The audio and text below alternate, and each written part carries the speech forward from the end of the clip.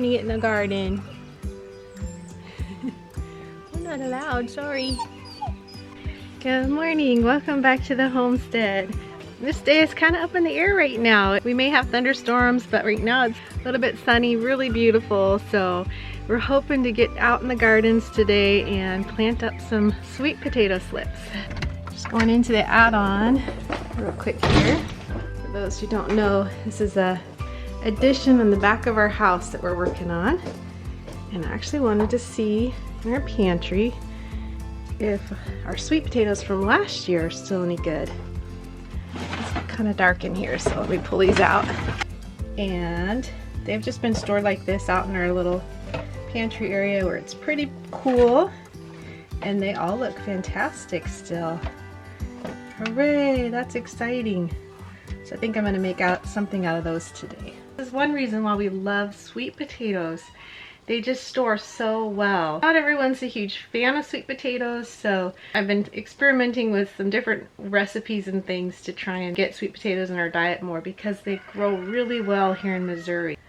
I think that probably the reason we've been able to grow them well here is because we've always grown them in raised beds, never in the ground. I'm sure there's people that can grow them in the ground where they have more sandy, loamy soil. Here we have clay and rock, so we've been growing sweet potatoes for years now in raised beds, and they just do fantastic here. So I'm gonna head back inside. We're gonna have breakfast. I might even put dishes off today and save them for a little bit later so we can get outside before any storms come and create some more beds for sweet potatoes. I started too many sweet potato slips this year. Hey little one, do you need mama? Thanks for watching her, J-Bud. So I was just telling everyone how we did too many sweet potato slips. Look at these. Noisy goose. We have 4 different varieties here and not enough grow bed space. So Joseph, do you want to try and help create some more raised beds? We already built them. The boys built us 3 beds a while ago. We haven't filled them. So you want to help fill them up today so we can plant some of these sweet potato slips? Yeah? Cool. You too? Yeah. Good morning. You want to help plant sweet potatoes? Yeah. Do you like sweet potatoes? Yeah. Yeah? Yeah. What's your favorite way to have them? Eating them. Just eating them? Cool. Let's check on breakfast here while we're at it. It looks to be done. Blueberry streusel coffee cake. Does that look done, Jay? It looks delicious. All right. All right, let's go have some breakfast. How's the cake, Jay? Good. You having some too? Have some. How's it, Josh? Good. Good. Good morning, Edie. Good morning. How are you this morning? Good.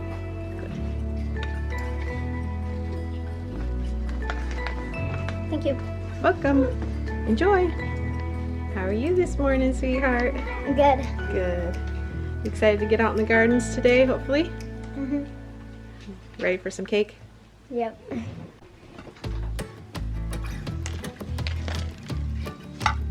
Thank you. You're welcome. Good morning, Caleb. How are the duckies this morning? You're doing good. Good. Got some eggs. Mm-hmm. Yay.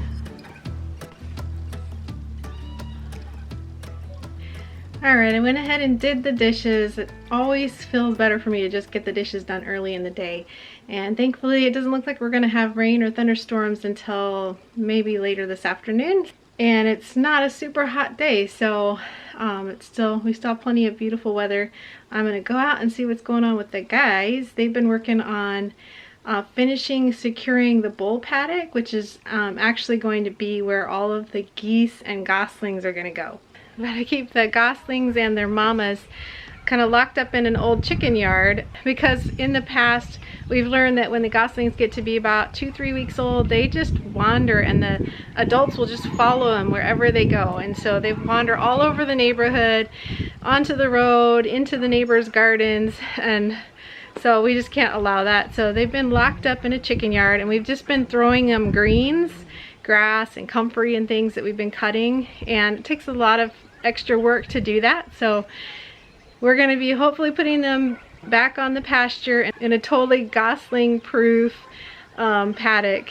So we're excited about that. There were just a few spots where they could still get out, so Kip and the boys have been working on that this morning while I've been doing dishes. I'm gonna go see how that's going. So real quick, while I'm walking down here, the sweet potatoes, we actually, I started those slips in February, I think it was, and just very simply cut the end off a sweet potato, stuck it in a bowl with water, and put it in our windowsill, and I would just change out and refresh the water every couple days. So a really easy way to get sweet potato slips going. Guys, how's it coming? Good, thanks. Good. So here was a little spot where there was a crack and they needed to put some fencing in, so that's getting secured. What you working on, love? Petting the puppy? Yeah, I can't resist him. He's so cute. He is super cute. He's so cute. And he loves you. Yeah. We took out this green fence here. This little stuff right in front of you. Our blackberry swales have this green fence that's really short. It's only 3 foot. And the cows figured out how to get right through the electric that was above it and mash it down. We're going to put the legitimate no-climb horse fence this corner to there. Yep. Because the cows are going to have access to this fence, but they're not going to have access to any of the other. So Yeah. I'm not worried about this part. It's just the geese. Yeah. It's kind of hard to show on video, but we've got our blackberry swales over here. Just little mini swales of blackberries. We need to weed eat really bad right now. And then there's a gate from one paddock into another here and a little bit of a laneway that goes through. So that's the piece that Kip's working on because the cows mashed down the 3 foot fencing that we had there. So he's going to put horse fencing up. And then we have a little triangular space over here. It's got a little shelter here, and we've made it so that the geese can get into this area, but not the cows. So over on this side there's 2 strands of electric so the cows can't get in, but it gives the geese access from the paddock here where the cows and the geese are gonna be together. Where they can get away from the cows into a safe shelter for when they want to go broody and raise their young. Another reason for this little area where the geese can get in but the cows can't is so that you can feed them grain here without the cows trying to get it, because the cows would just love that grain and be all over it. Yeah, especially for the baby goslings when they're new, so they need food. Yeah, the bigger geese don't even really need the grain, but the babies do, and then Well, in the winter time. Yeah, winter time they need the grain when the grass is dead. Yep. Are you excited to get the geese into a paddock with lots of grass again? Yep. This gate was the rainy day video that the kids did, so that's all set. But then I came back and I fixed it so it could open wider. Yep. So this gate used to only be able to open up about this wide, and so I came and dug it out with the tractor. Yeah, that tractor's been amazing. Such a blessing to be able to use that, huh? Yep, so dug it out with the tractor. And also it stops at the hinge, so I had to cut out some. I had to cut this out and stuff so that it could open. Yep. And then I'll say real quick too, we did put fencing here so that the geese cannot get into the berry swales, because the geese will just totally destroy the blackberries. So blackberries have their spot, the geese have their own protected area, and then beyond that is what we call our bull paddock.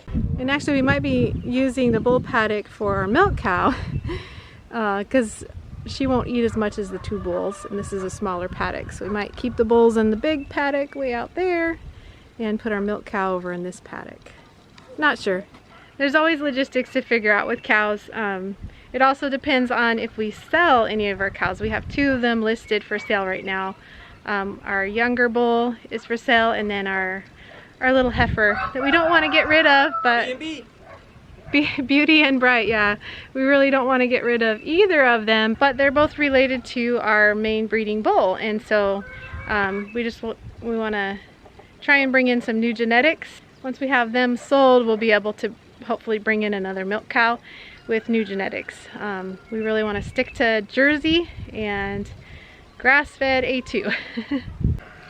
So here's my problem today. I've got all these sweet potato slips, which I guess it doesn't really seem like a problem, but I don't really have enough space to plant them all. I was hoping to get most of them into our front garden beds. There's 2 long raised beds in our front garden, and unfortunately our weather's just been a little colder this year, and the stuff that I have planted in there has not fully come to maturity yet. So we've got some lettuces that are going to come out, a little spot where we had radishes that's open, carrots that are still not ready, some random volunteer potatoes that popped up and are taking up the space, some spinach that's taking up space, so there's not a lot of room in that bed.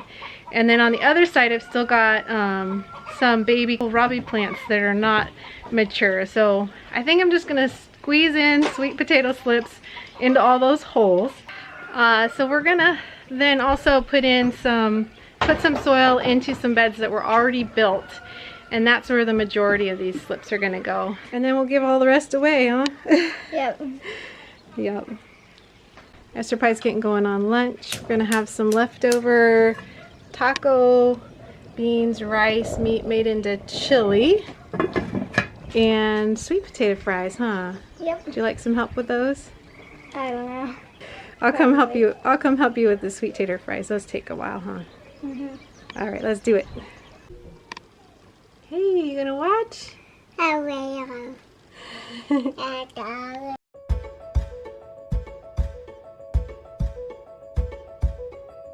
Lunch is just about ready.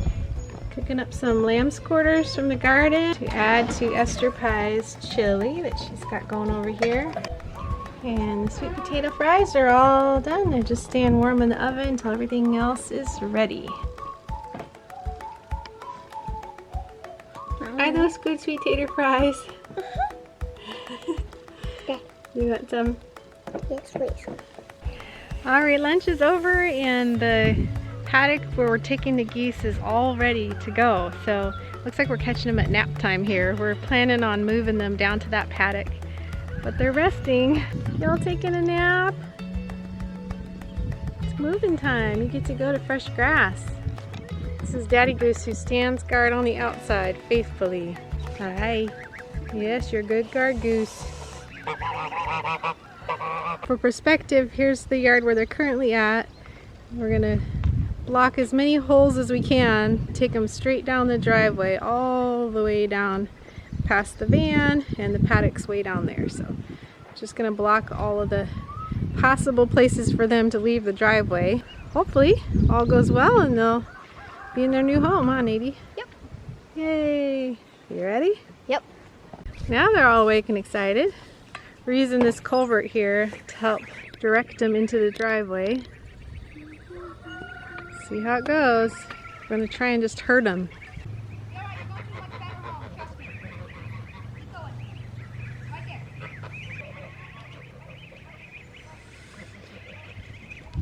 They're going to want to eat. Oh, yeah. They're like, oh yay! They're eating. Still eating.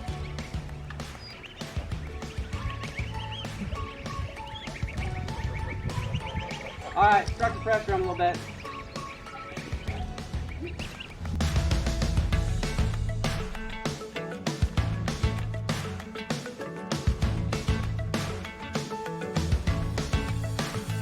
Pit stop. Found some more grass to eat.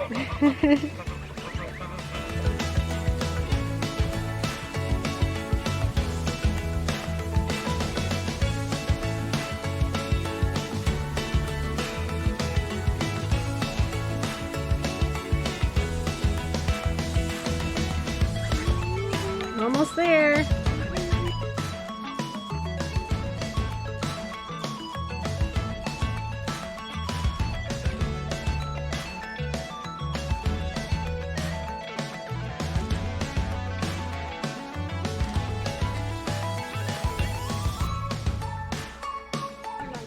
Yeah, you get scout out.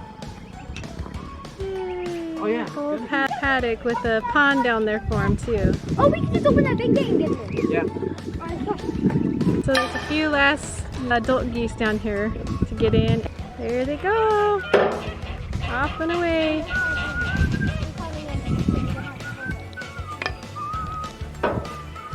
Just one more little crew to get in there. Oh, push it in. Proud mama.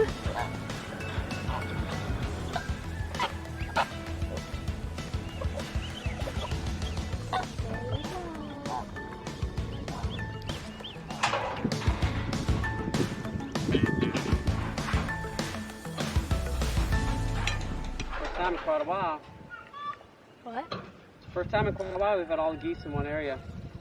So what's your eventual goal for the geese, love? My eventual goal for the geese is to have 3 paddocks and 3 trios. 1 adult male, 2 adult females. Those are called trios. Mm-hmm. All their own paddocks. Yeah. And each one of those paddocks having a pond there. That's the goal. That's the goal. Well, so 1 down, 2 more to go. Right? Yes, indeed. All right, baby's down sleeping. You guys took a little break at the creek and now we're back to the garden to work, huh? You gonna help too, Biddle? Yeah. All right, so we have 4 different kinds of sweet potato slips to plant. Josh has just cleared out this bed over here for the Beauregard. And we've started some of these slips ourselves just from store-bought Beauregard sweet potatoes, and then these ones we ordered online. Can't remember where we got them from. But we're gonna try and fit them into this bed over here. About a 20-foot bed by 2 feet. And we do have, in this bed, we do have some little baby kohlrabi plants. So we're gonna just kind of plant in and around them. And then onions will be coming out fairly soon. We put those on the front edge here so we can easily pull them out of the sweet potatoes when they're ready. In the other front garden bed that I just weeded over on the other side, there's not quite as much room. So we're gonna plant an Azure Standard purple potato that was good. Definitely well worth growing. I don't know what the name of it is. It was just a purple sweet potato from Azure Standard. The only downside was it was a little bit stringy. But other than that, really great sweet potatoes. So those are gonna go on the other bed in the front garden. And then our 2 favorites are actually a yam, Mahon yam, which we planted last year and it did great. So those are gonna go out in our kitchen garden. And then our next favorite is Murasaki purple sweet potatoes. And I don't think we're gonna get to those today because those are the ones we're gonna have to fill up some new garden bed space for those. And that's gonna be a bit of a process.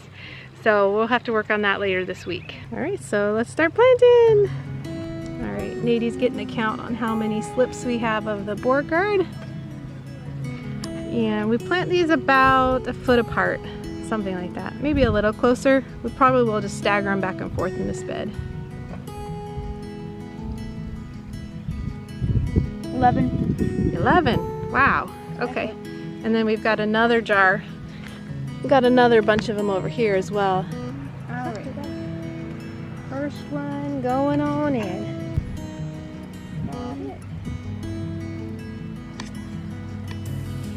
First sweet potato set in the ground.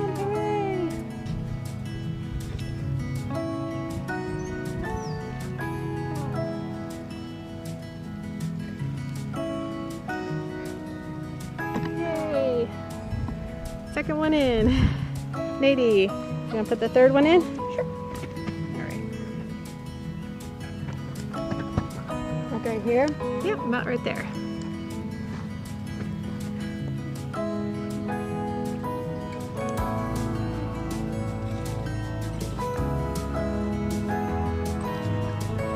All right, J Bud's turn.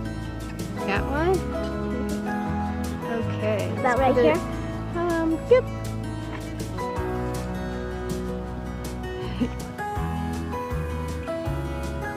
Way down in there, nice and deep.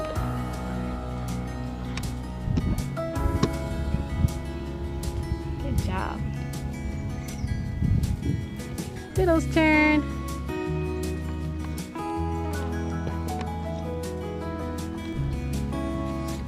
Oh, nice and deep.